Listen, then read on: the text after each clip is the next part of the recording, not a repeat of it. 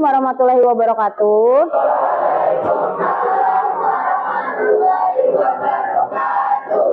Apa kabarnya anak-anak ibu hari ini? Alhamdulillah. Masih semangat ya belajarnya ya? Oke. Jadi sebelum kita memulai pelajaran, baiknya kita berdoa dulu ya, sehingga ilmu yang kita terima hari ini bisa bermanfaat di kemudian hari ya. Silakan Bintang dipimpin temannya berdoa, Nak. Sebelum mengawali pelajaran, alangkah baiknya kita berdoa terlebih dahulu.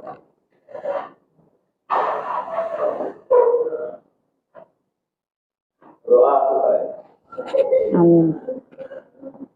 Oke, hari ini ada yang tidak hadir. Atas nama siapa, Nak? Danta, kenapa?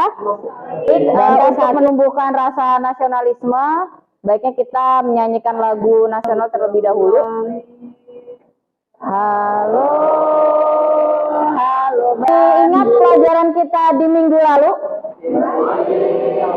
Tentang apa, Nak? Listrik statis. Tentang apa masih ingat?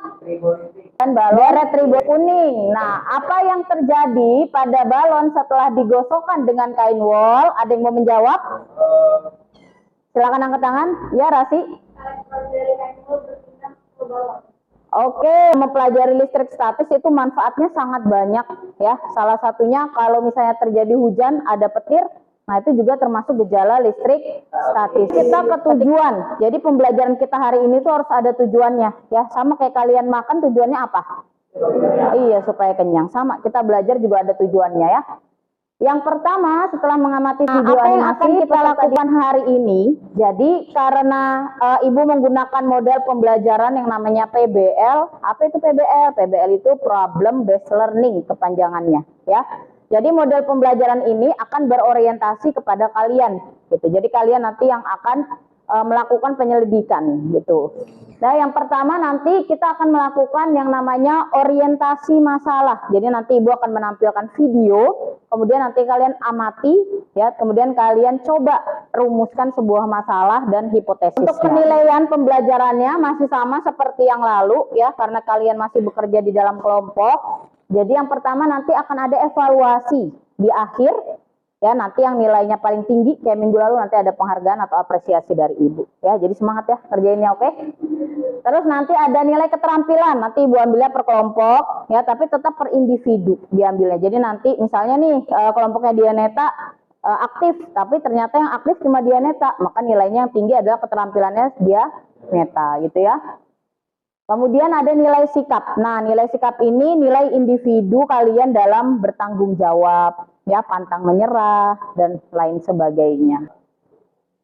Nah, oke, sekarang kita masuk ke kegiatan inti kita, ya, yaitu orientasi masalah. Nah, coba Ibu mau tanya dulu deh sama 9A.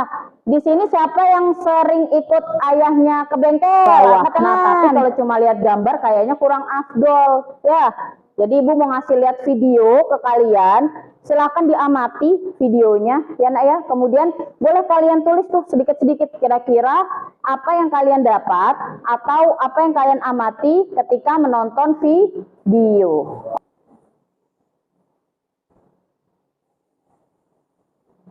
Diamati. Oh, dempul, di dempul berguna, proses pendempulan gitu ya. Oke, ada lagi? Oh, ada pergesekan antara amplas dengan badan mobil, berarti proses penggosokan. Oke, ada lagi? Ada yang memperhatikan nggak jarak antara spray gun sama mobilnya itu diatur nggak sama orangnya? Diatur, berarti di situ ada jarak antara spray gun dengan badan mobil. Buat rumusan masalahnya. Jadi dari tadi ya, tadi kata temennya ada menggunakan amplas, kemudian ada proses pendempulan. Coba sekarang kalian buat pertanyaan. Pertanyaan apa dari video tersebut? Misalnya pertanyaannya mengapa, bagaimana, gitu, apa? Ada yang mau menyampaikan pendapatnya? Apakah terjadi statis saat proses penggosokan? Nah, oke. Apakah terjadi proses listrik statis pada penggosokan? Oke, ada lagi. Ya, yang pertama tadi, mengapa dilakukan penggosokan? ya. Yang kedua tadi yang kata Regi, mengapa harus menggunakan spray gun. Nah, dan yang ketiga kalau kita tadi amati dari jaraknya, mengapa penyemprotan badan mobil itu dengan jarak yang dekat? Kenapa nggak dari jauh, ya kan? Nah, itu jadi pertanyaan-pertanyaan yang timbul ketika kita menonton video. Nah, sekarang coba bikin hipotesis. Jadi dari pertanyaan tadi coba bikin hipotesis. Kira-kira mengapa penyemprotannya harus jarak dekat? Mengapa harus dilakukan penggosokan? Ada yang mau menjawab? Dilakukan penggosokan agar mulus, agar rata gitu ya permukaannya, benar. Ya kalau nggak rata kira-kira bagus nggak dicat? Enggak kan, jadi gerindel-gerindel dia. Oke, pinter salsa yang bekerja di dalam kelompok. Oke, silakan berkumpul dengan teman kelompoknya, silakan pindah dicari teman kelompoknya.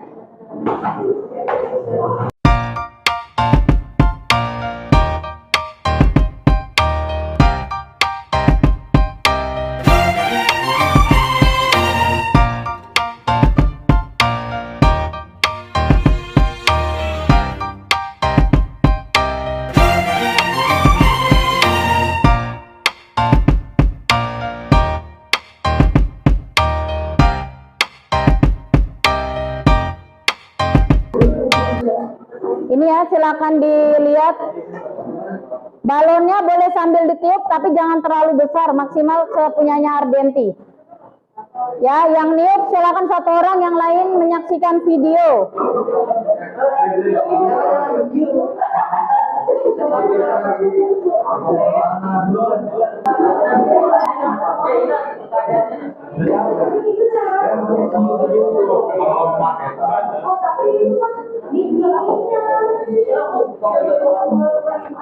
Sudah?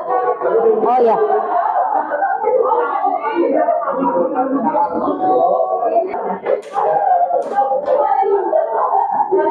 Dilihat jaraknya, Nak. 15. Nah, kira-kira 25 sama 15 tadi lebih kuat yang mana? Lebih kuat yang 15 berarti, tapi kuatnya bagaimana dia? Masih agak lemah atau sudah kuat? Masih agak lemah. Berarti kalau yang di B lemah, berarti yang di atas masih sangat lemah. Ini Bu caranya tuh tolak menolak, Bu. Iya, karena kan sama-sama negatif kan, balon kalau digosokkan dengan kain wol. Kan menolak kan, balon dengan balon kan? Tarik menolak. Oh, enggak dong. Setelah itu, kalau balon dengan kain wol, balonnya jadi bermuatan apa? tarik menarik, tapi tadi Negatif kan, sama-sama negatif, harusnya gimana kalau sama-sama negatif? Tolak menolak. Berarti kalau ini sangat lemah,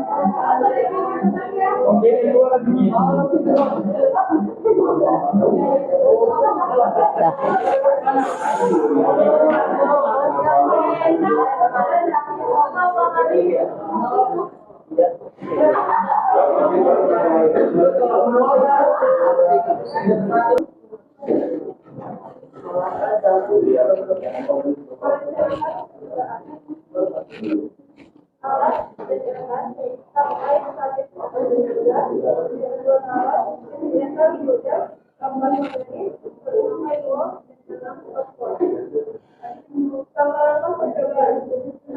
Yang nyaring cantik gak kadang-kadang soalnya?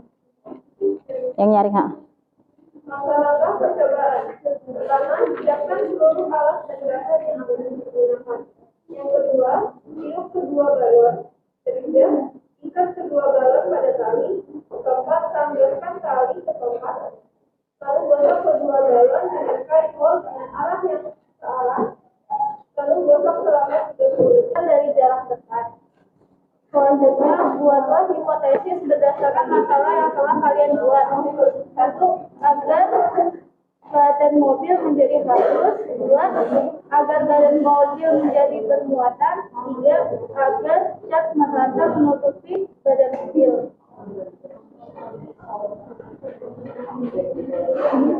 Dari presentasi tersebut, nah sekarang kita coba analisis ya. Setelah kalian melakukan eksperimen tentang balon yang digosokkan dengan kain wol, bagaimana interaksi kedua balon dengan adanya perubahan jarak? Gimana nak interaksinya dengan adanya perubahan jarak? Kalau jaraknya semakin jauh, gayanya gimana? Semakin lemah. Kalau jaraknya kita dekatkan, semakin kuat. Berarti kalau jaraknya jauh, gayanya kecil, tapi kalau jaraknya dekat, gayanya besar, berarti gaya terhadap jarak berbanding lurus atau berbanding terbalik? Berbanding apa, Lutfi? Terbalik.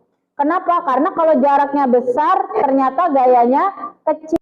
Nah, di sini Ibu punya muatan positif yang warna merah dengan muatan positif juga yang warna hijau. Kita lihat bagaimana tolaknya.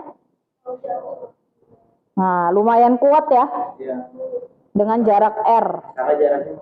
Nah, sekarang gimana kalau di 2 kali lipatkan jaraknya? Makin lama nggak dia berpisahnya?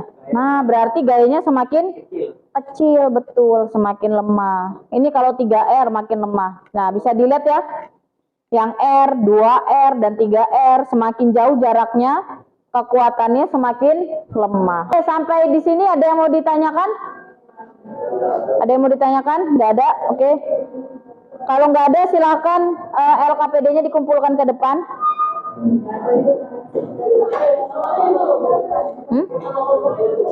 Iya, dikumpulkan.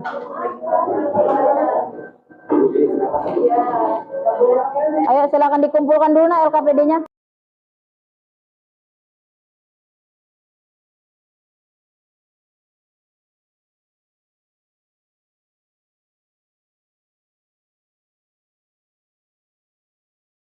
Kira apa yang bisa disimpulkan? Ada yang mau menyampaikan kesimpulan pelajaran kita hari ini? Ada yang mau menyampaikan kesimpulannya? Ya, Lutfi. Gaya dengan muatan berbanding lurus. Bagus, ada lagi? Nah, sekarang Ibu mau memberikan evaluasi. Silakan dibuka handphonenya. Ibu sudah kirimkan grup untuk evaluasi. Udah kirimkan link di grup untuk melakukan evaluasi. Nama kalian, terus silakan dimulai. Word wall. Ya, start. Kalau sudah tulis nama, start, sudah mulai.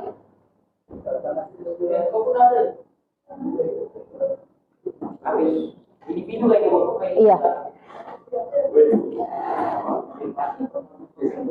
Keempat ekspresi ini yang mana menggambarkan pelajaran hari ini?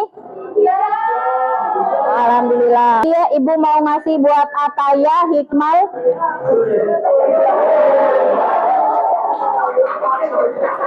Sama Ardenti. Oke, baik, untuk minggu depan pembelajaran kita tentang medan listrik. Ya, silakan dibaca di buku paketnya mengenai medan listrik. Ibu akhiri pelajaran kita hari ini. Terima kasih. Wassalamualaikum warahmatullahi wabarakatuh.